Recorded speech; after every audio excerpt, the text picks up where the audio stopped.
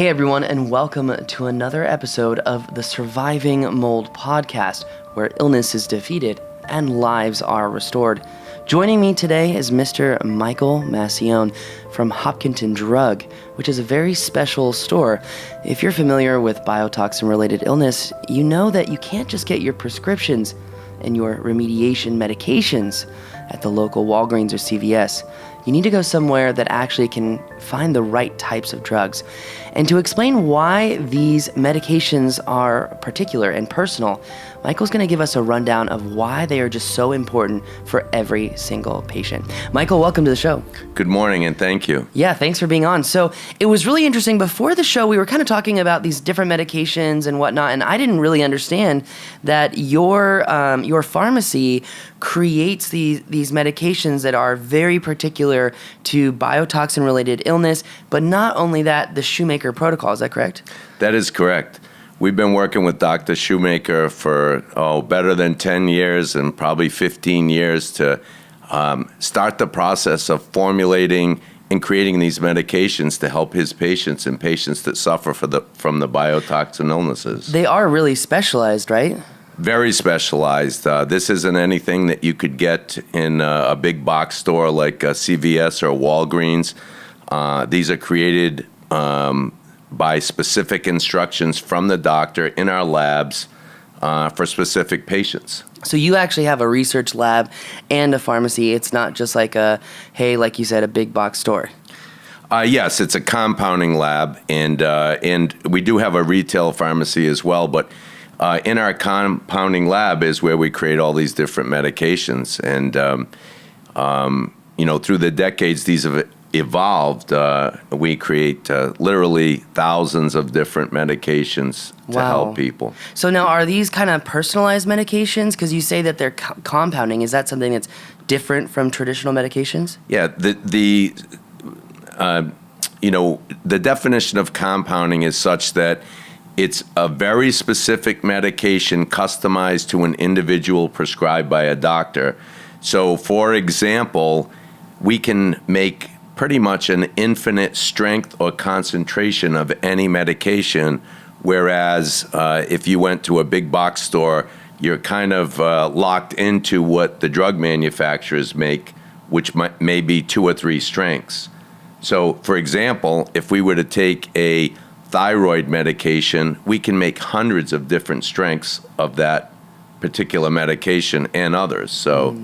Gotcha. Yeah, no, that's really interesting. So it's almost like a personalized solution for each person. It's a personalized solution for each person. And the beauty of it is that as the patient starts to take the medication and get tested and revisit the doctor, we can actually dial in or tweak these medications to do their job even more effectively. Yeah, well, that's really awesome. I mean, what sorts of medications do you typically carry that you can't find elsewhere? I know that I do not know what the VIP treatment is. I'm not really familiar with that or the other types of medications that are really particular to biotoxin-related illness.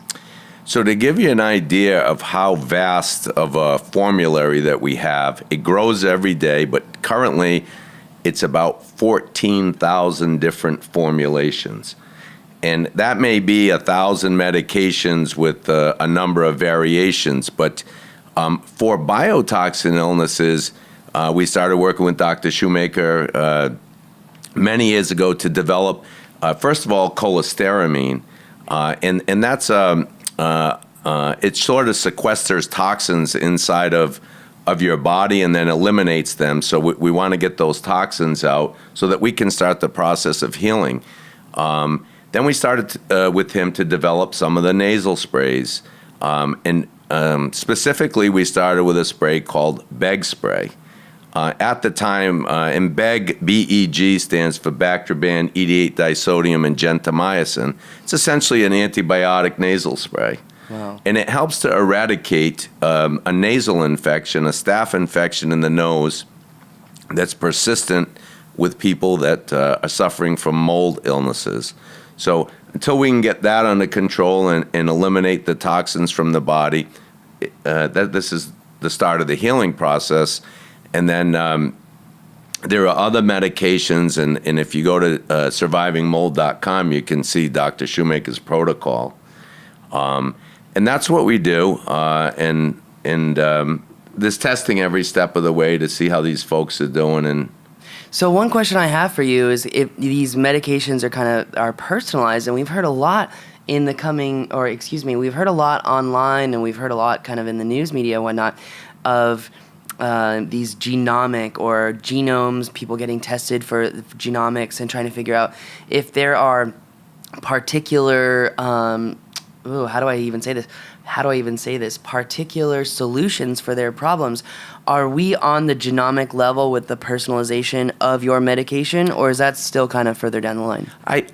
I think it's coming. I mean, some of the research that's coming out right now is indicating that this is the direction that compounding pharmacy or pharmacy is going. That even further, that at this point right now, it's based on a physician's opinion how we create this medication and what concentrations and what to use. But I think once the genomic testing is in play, it's going to be an exacting science. So we're going to know down to the milligram or microgram, depending on which medications it is, what is best going to help that patient and what to steer clear of. That's awesome. That's really awesome. Well, one last question I have for you. If we have to go essentially see a doctor like any other pharmacy to even be able to work with you, is that correct? You do have to see a doctor and able to be able to work with us. As I mentioned earlier, in a compounding lab, every medication requires a prescription from a doctor, and it's important to go to the right doctor. We're a mold, Lyme literate pharmacy, so we understand the terminologies and the whole process of how these patients get treated. Which is really important, because earlier you were kind of talking about like the triad or the triangle of people who are important in mold remediation. Help other people understand why that is so important. I mean, I get it, right? Yeah. You can go to a pharmacy and deal with someone who's working in college and just at the front desk to get their experience in, and they have no idea what you're talking about oftentimes. And it just causes confusion because they're not sure what to do. You're not sure what to do as a patient. You've been given instructions. I mean, why is it so important to have that perfect relationship between you, the doctor, and the patient?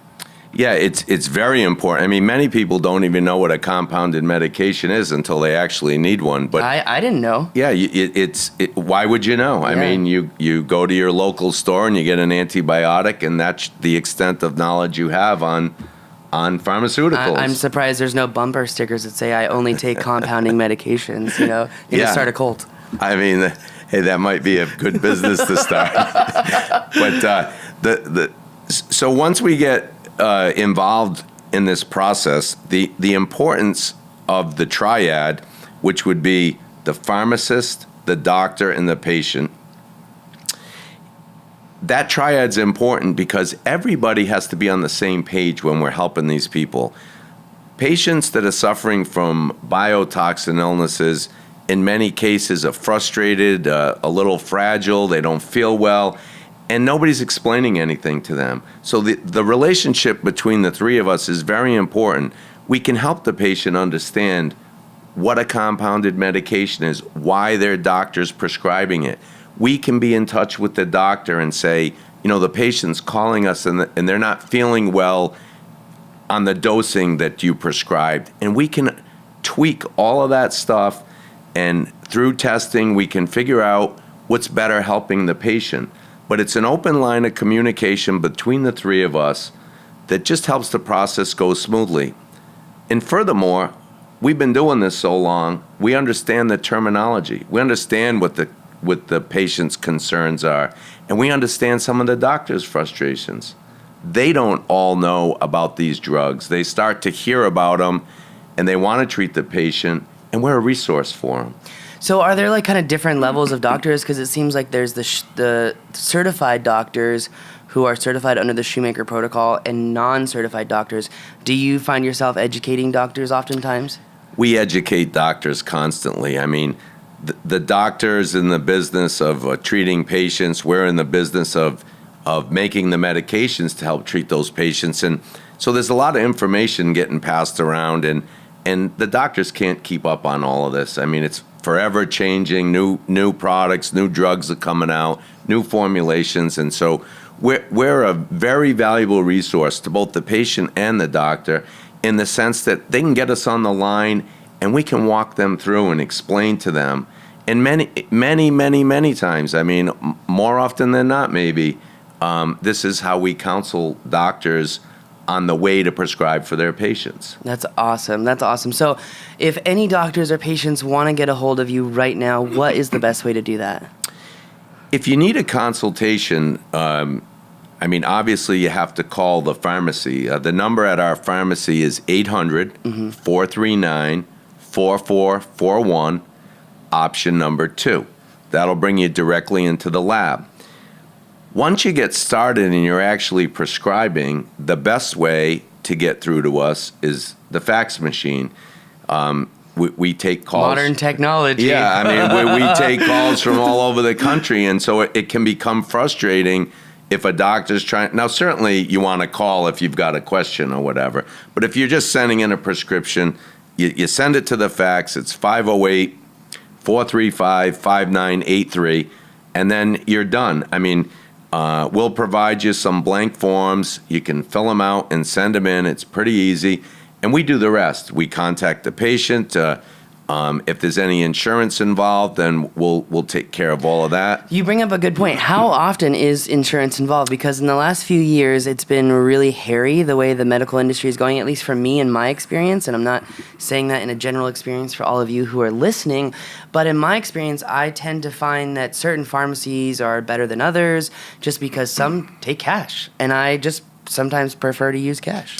So in our business, we certainly take insurances, and that applies more towards the retail end of what we do. So if your doctor prescribed erythromycin for you, tablets, and you come in and get your antibiotic, it's probably covered under your insurance and you make your copay.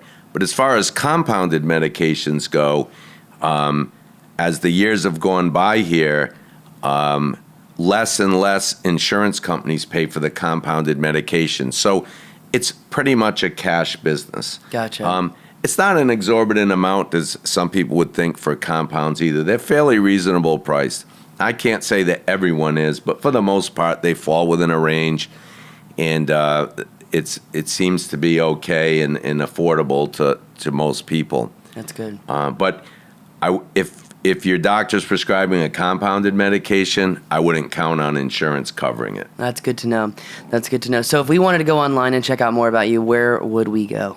You can go to our website, which is www.rxandhealth.com. So and is A-N-D? And is A-N-D. Awesome. Well, Michael, thank you for coming on the show. Really appreciate it. My pleasure. And guys, if you need help, you've got to go to rxandhealth.com right now just to get in touch with these guys. Find out what you need. If you're already working with a doctor, chances are you're in good hands. Just make sure that you're in good hands with the pharmacist. As you just heard from Michael, how important it is for that relationship of the triangle, the patient, the doctor, and the pharmacy.